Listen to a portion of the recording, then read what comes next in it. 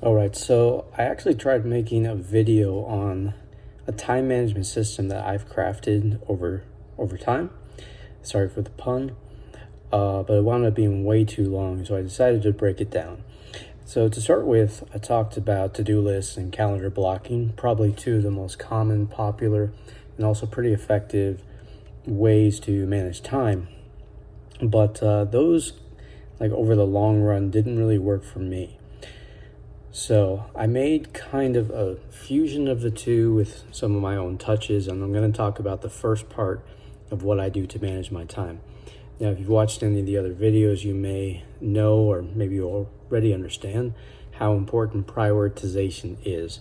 And prioritization typically is a combination of importance and urgency. So you typically want to do your most important and urgent tasks first, but you want to do your most important but not urgent tasks most consistently. And so taking those two things into account, I created kind of a scale where I'll write a typical to-do list like I've described in other videos, and it's on my course that'll be on Udemy pretty soon, and gave each of those two a number from 1 to 5.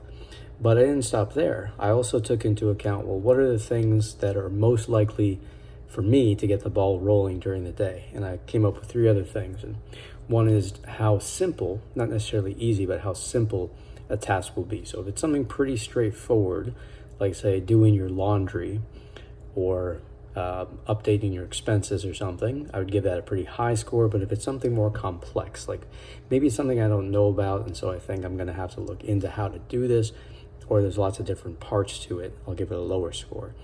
Another factor that came into play is how much time I anticipate it taking. And those two aren't necessarily the same thing. Like filling out paperwork can be a very simple task, but if you have 100 documents to go through, that's going to take a lot of time. Conversely, something more complex, like maybe putting together a recipe, might actually not take as much time as you would think. And finally, just how much will I enjoy it? I think that's an important factor, because if I have two things that are equally important, equally simple, and will take an equal amount of time, I'd rather do the thing I enjoy first, or enjoy more first, so that I get more things done and kind of get the ball rolling, as I mentioned. So I put all this on a spreadsheet. Typically, I put a to-do list for things that I'm trying to do that day, but I may include a few things that can get done by the end of the week, but the sooner the better. And then I just sum it all up. So I add all these scores together, and I will say I typically give a bigger range to the important urgent, just because those things I think should take a higher precedent than the other things. And I total them up. I have a column with the sum, and I measure them from the highest total score to the lowest. And that's how I determine what I'm going to do first in the day, or what I'm going to tackle first in the day. And I also have a system for, if things come up, maybe there's some other step that needed to be taken in order to accomplish that task that it just can't get done that day for whatever reason. Maybe I need somebody's help with it, for example. Then I'll kind of put those in italics and put them in a different tab on the spreadsheet to be like, okay, get back to this.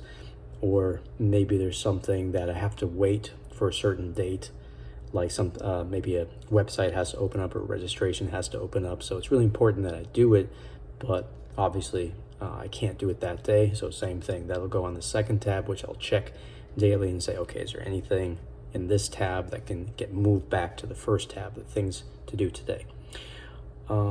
So that's the first half. I'll talk about the calendar blocking part next time, because I don't want to make this video too long.